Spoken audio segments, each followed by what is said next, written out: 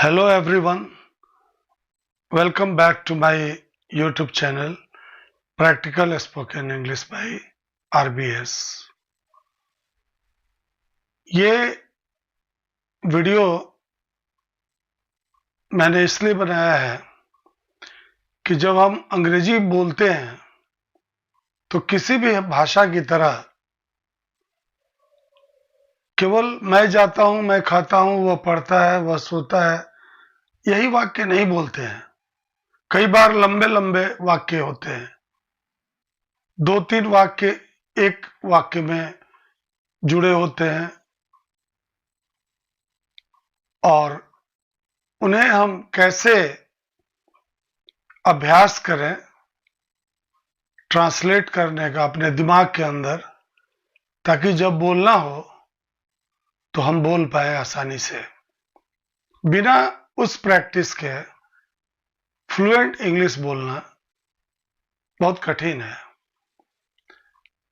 हम उम्मीद करते हैं कि मेरे चैनल में और भी जितने मैंने वीडियो डाले हैं उनको ध्यान से आपने सुना होगा और अपने नोटबुक में इंपॉर्टेंट पॉइंट्स बनाए होंगे और कुछ आपने प्रैक्टिस की भी होगी। अभी हमने एक वीडियो डाला है पार्ट्स ऑफ स्पीच, जिसमें एक परिचय दिया है कि कोई भी इंग्लिश सेंटेंस में कितने तरह के पार्ट्स ऑफ स्पीच होते हैं, उनका डिफिनीशन क्या है और उनके एग्जाम्पल्स क्या है। उम्मीद है कि आपने उसको देखा होगा, ताकि एक फंडामेंटल नॉलेज सेंटेंस के स्ट्रक्चर के बारे में हो जाए।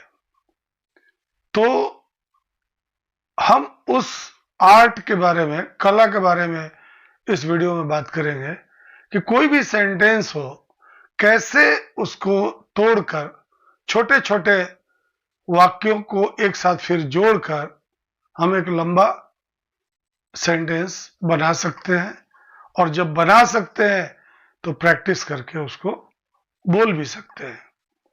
तो एक एग्जाम्पल लेंगे और उसको हम एनालाइज करते हुए चलेंगे कि कैसे इसका अंग्रेजी ट्रांसलेशन होगा। तो लेट अस स्टार्ट, शुरू करते हैं। सिर्फ 2 वर्ष पहले की बात है, यह सोच पाना भी मुश्किल था कि दुनिया कोरोना मुक्त हो जाएगी। सिर्फ 2 वर्ष पहले की बात है, यहां कोई सब्जेक्ट नहीं है, तो बात है। It is a matter. क्या matter? Just 2 years old. Just हमने इसलिए लगाया क्योंकि सिर्फ शब्द है, सिर्फ 2 वर्ष पहले की बात है। It is a matter just 2 years old. यह 2 वर्ष पुरानी बात है। यह सोच पाना भी मुश्किल था कि दुनिया कोरोना मुक्त हो जाएगी।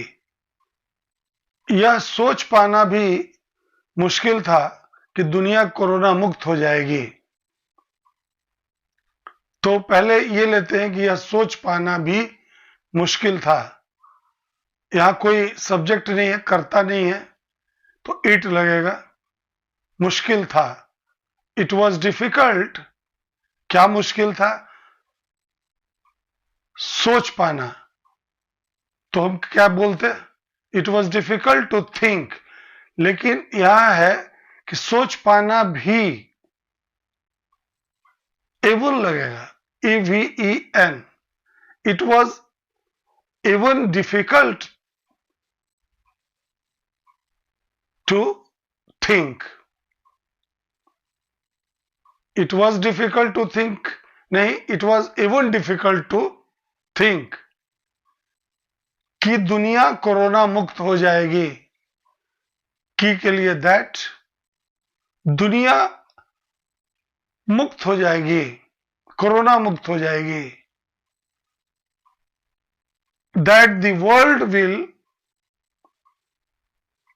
अब यहां विल नहीं लगेगा, वुड लगेगा।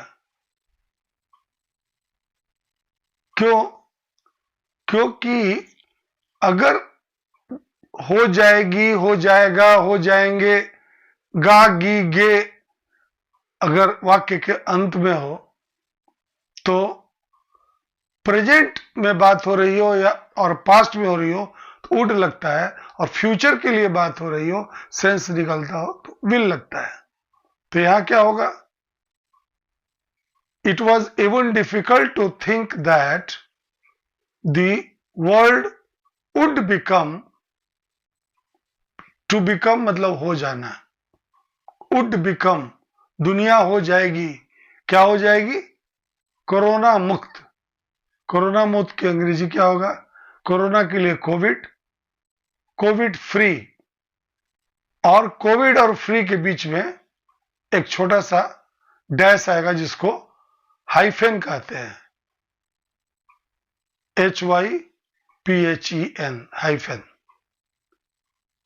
तो क्या वाक्य बना? It was even difficult to think that the world would become Covid free. अगला सेंटेंस लेते हैं। आज जीवन सामान्य हो गया है। तो जीवन सामान्य हो गया है, कब हुआ है, कैसे हुआ है, वो बात की बात है। व्हेन, व्हाई, हाउ, वो तो पहले क्या हुआ है इसका ट्रांसलेशन होना चाहिए। तो जीवन सामान्य हो गया है। द लाइफ हैज बिकम, हो गया है, हो जाना, टू बिकम मैंने बताया। द लाइफ हैज बिकम क्या हो गया है?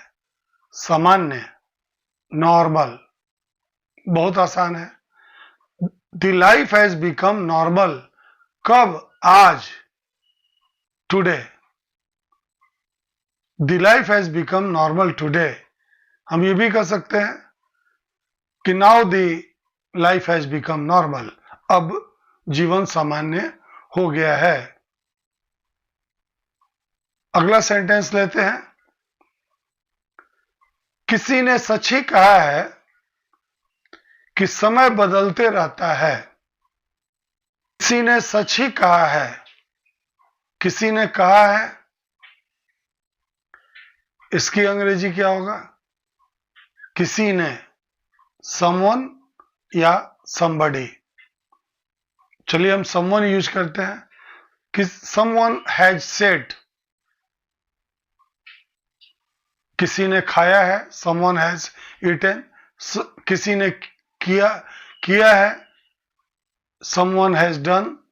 उसी के पैटर्न पे किसी ने कहा है, someone has said, लेकिन यहां है कि सचमुच सही कहा है, किसी ने सच ही कहा है।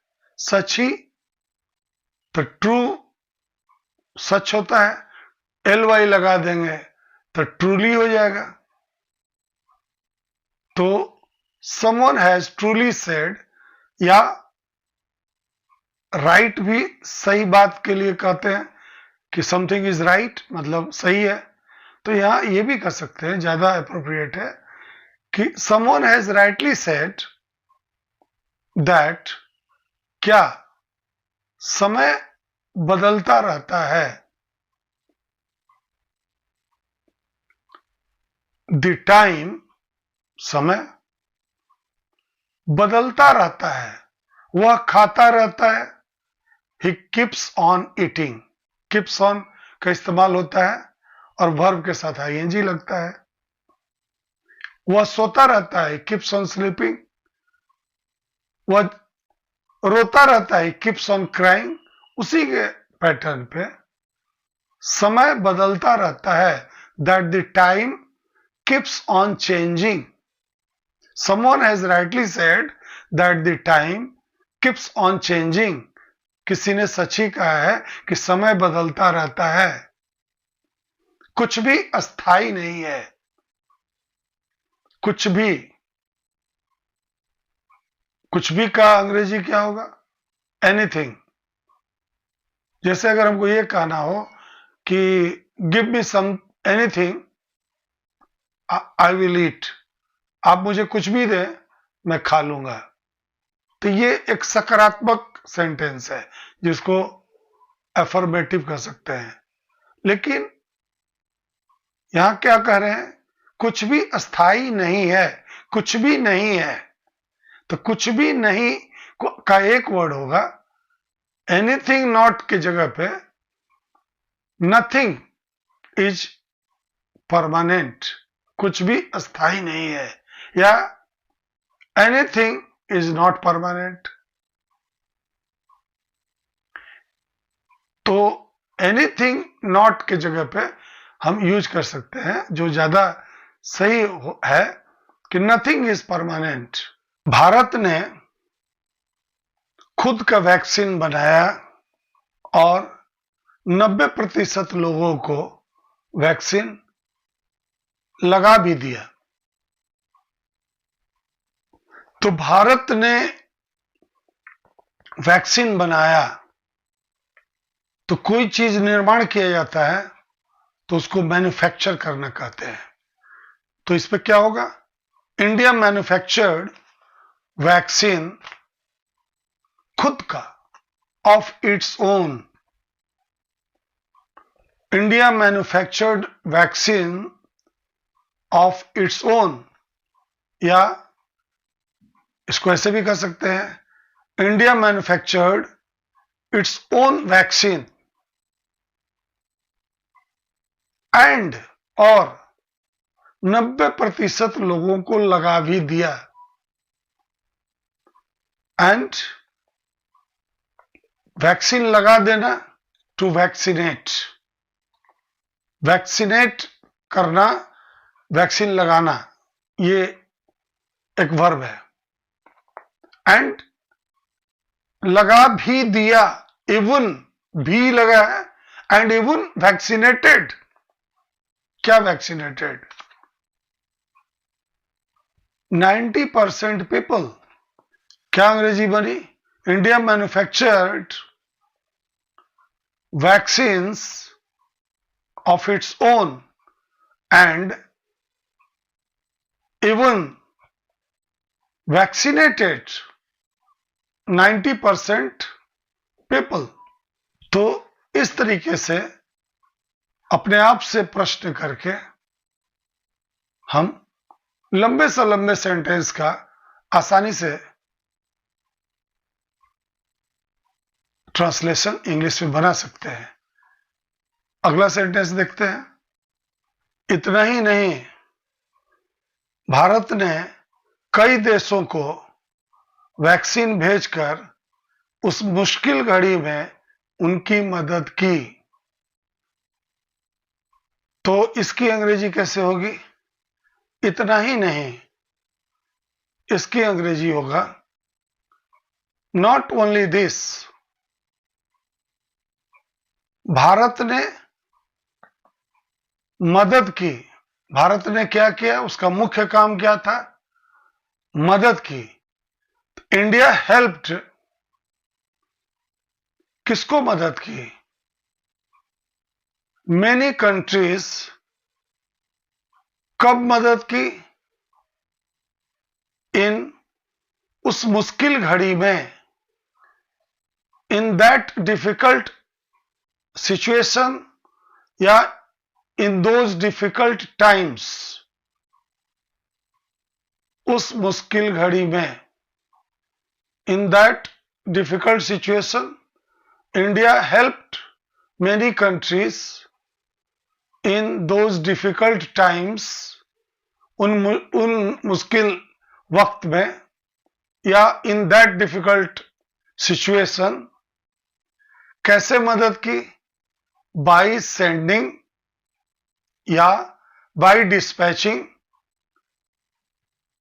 Vaccines to them. तो सेंटेंस क्या बना?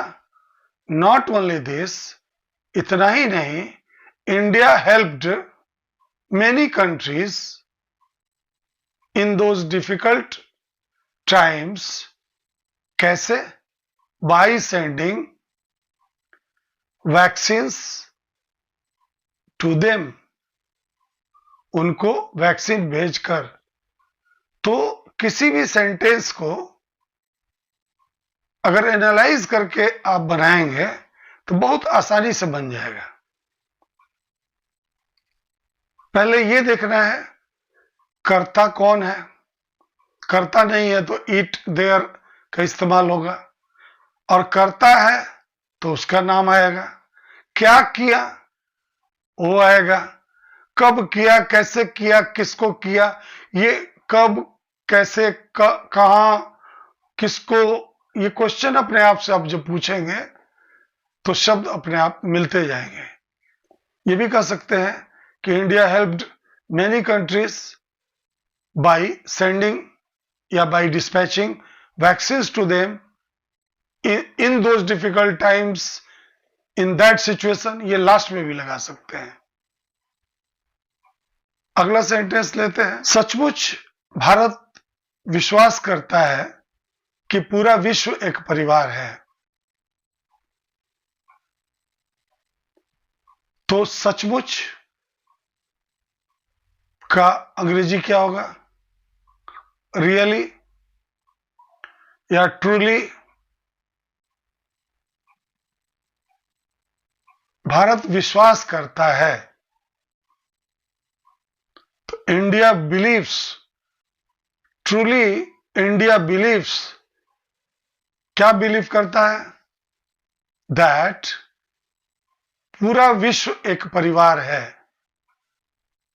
दैट द होल वर्ल्ड, पूरा विश्व, या द एंटायर वर्ल्ड भी कह सकते हैं, is a family. Truly India believes that the whole world is a family. हम ईश्वर के प्रति कृतज्ञ हैं कि उन्होंने हमें भारत जैसे देश में जन्म दिया। हम क्या है? कृतज्ञ हैं। तो इसका पहले हम इंग्लिश बनाएंगे, वी आर ग्रेटफुल। अब एक बार हमने जब बता दिया कि हम कृतज्ञ हैं तो हमें यह भी बताना होगा कि किसके प्रति। To God, we are grateful to God. हम ईश्वर के प्रति कृतज्ञ हैं। We are grateful to God कि दैट ही, उन्होंने हमें भारत जैसे देश में पैदा किया। तो ही गॉड के बारे में हम बोल रहे हैं। अब बार बार गॉड बोलने की जरूरत नहीं है, उसके जगह प्रोनाउन आ जाएगा ही पैदा किया। ही गैव बर्थ, किसको? To us. He gave birth to us. कहां? इन ए कंट्री, उस देश में, लाइक इंडिया, भारत जैसे देश में। In a country like India. तो पूरा सेंटेंस क्या बना? We are grateful to God that he gave birth to us in a country like India. ये एक्चुअल ट्रांसलेशन हुआ। तो हमने ये देखा कि पहले सब्जेक्ट क्या करता है वो ट्रांसलेट कर लेंगे, उसके बाद हु, व्हेन, व्हाई, हाउ, ये सब क्वेश्चन दिमाग में आते जाएंगे और उनके अंग्रेजी हम बोलते जाएंगे। We are grateful to God that he gave birth to us in a country like India. अब स्पोकन इंग्लिश में दूसरे तरीके से भी बोल सकते हैं, we are grateful to God that we are born in a country like India. We are born.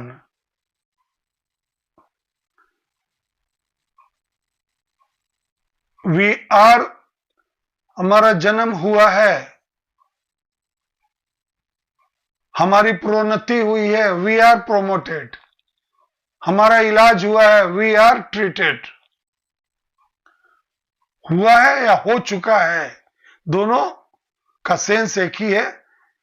तो वी आर बॉर्न या we have taken birth, to take birth मैंने जन्म लेना, वी हैव टेकन बर्थ। लेकिन यहां क्या है sentence में कि उसने हमें भारत जैसे देश में जन्म दिया। भगवान के बारे में बोल रहे हैं, तो he gave birth to us in a country like India. तो दोस्तों, सेंटेंस लंबा होगा, आपके मन में जो भी हिंदी में वाक्य आप सोच सकते हैं उसको पहले कागज पर लिख लीजिए, और जिस विधि से मैंने ट्रांसलेट किया उससे बनाने की कोशिश कीजिए, और फिर उसको प्रैक्टिस कीजिए। जब प्रैक्टिस करेंगे तो फ्लुएंट हो जाएंगे स्पोकन में। बाकी स्पीकिंग के लिए तो आपको प्रैक्टिस ही करना पड़ेगा, लेकिन स्पीक तब तक नहीं कर सकते जब तक आप लंबे वाक्यों को भी बनाना सीख नहीं जाते।